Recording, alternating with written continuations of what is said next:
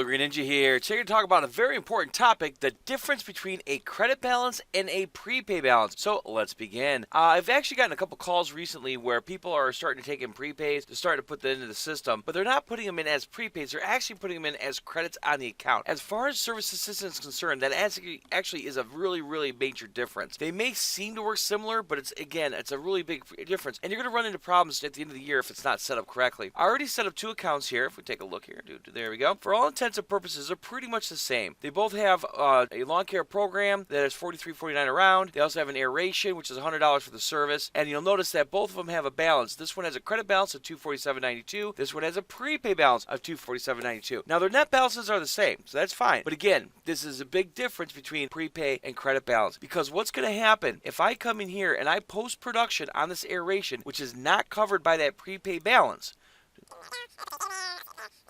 So again, we're in here. I just posted production on the aeration. If we take a look at the customer's balance, push F5 to refresh, you'll see he actually owes $100, plus he still has that $247.92 sitting in the prepay. Because again, that money was specifically set aside for this lawn care program. Now, if we go over to the one with a credit balance on the account and do the same thing, go ahead and post production. So that.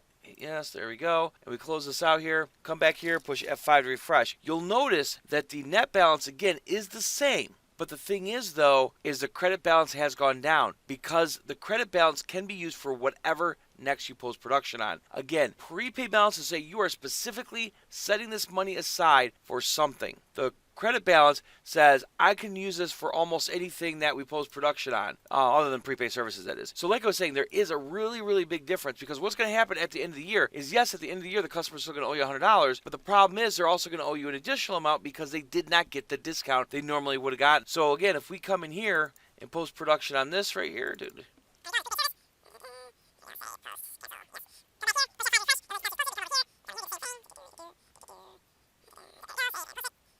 All right, so now if we go back to the customer's account, come over, oops, didn't mean to hit that. Let's get that over there. There we go. All right, so we got a net balance of $106.60. We come over here, F5 to refresh. We have a net balance of $104.43. So you can even see, just by posting the first production, we're starting to get a difference between our prepay that was set up properly versus our credit that was not set up properly. So again, it's very important, if you need any help getting your prepays in, because maybe it's been a while since you've done it, or maybe this is the first year you're doing it, definitely give the help desk a call if you need any assistance. Because remember, once something is posted, we cannot delete it, or we cannot change it or add discount code. So if I look at this payment, you'll see that this payment right here, the one I set up for prepay, has my prepay code in it. That's how I know, and the system knows, that this payment was part of a prepay. If we take a look at the other account, again, you'll see there is no prepaid discount code. So like I was saying, if you need help, call the help desk, because this is money, so this is important. Other than that, you guys have yourself a wonderful day.